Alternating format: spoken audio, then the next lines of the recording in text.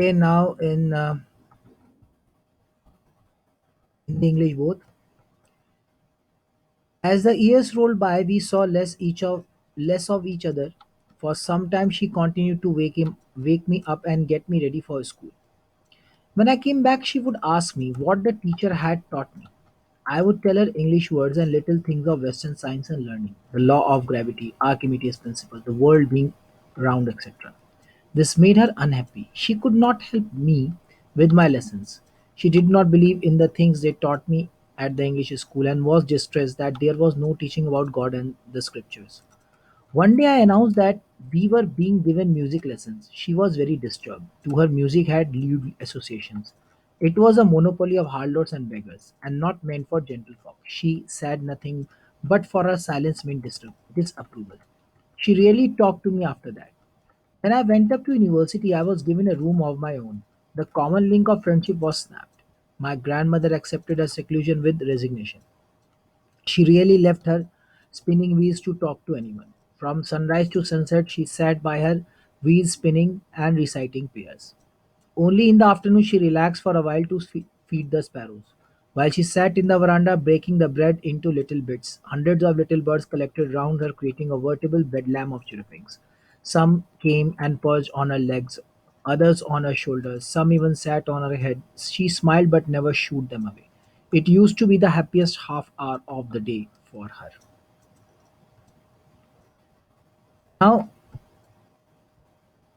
here as the time was passing by, then they started seeing less of each other. बहुत कम देखना शुरू कर दिया उन्होंने एक दूसरे से.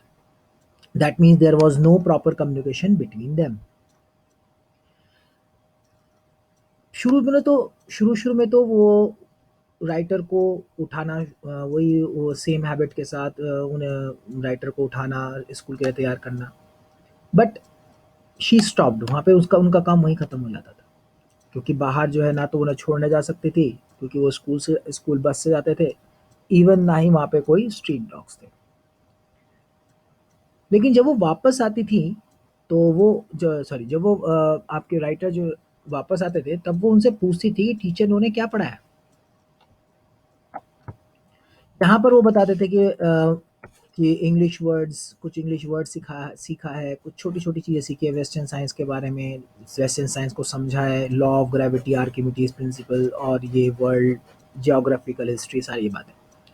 इससे बहुत ज़्यादा दुखी हो जाती थी, क्योंकि उन्हें ये लेसन ना तो समझ में आते थे और ना ही कुछ वो कर सकती थी इसमें.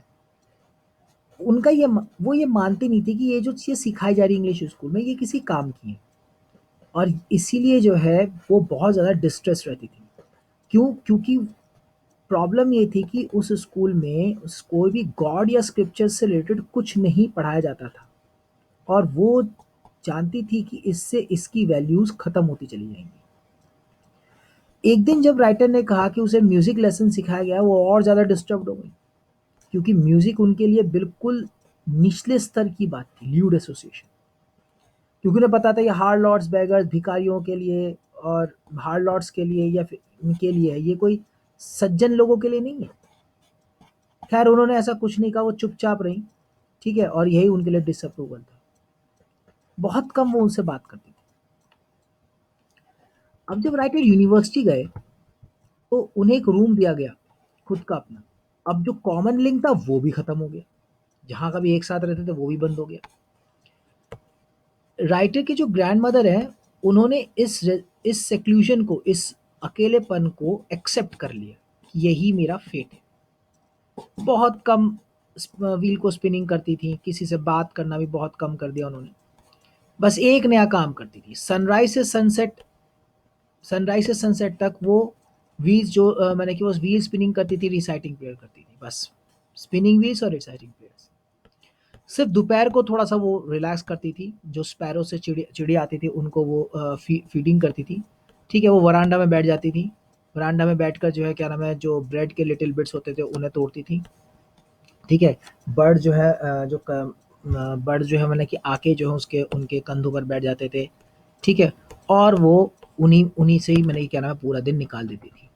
ठीक है, यहाँ तक कि उन्हें भगाने की कोशिश नहीं करती थी.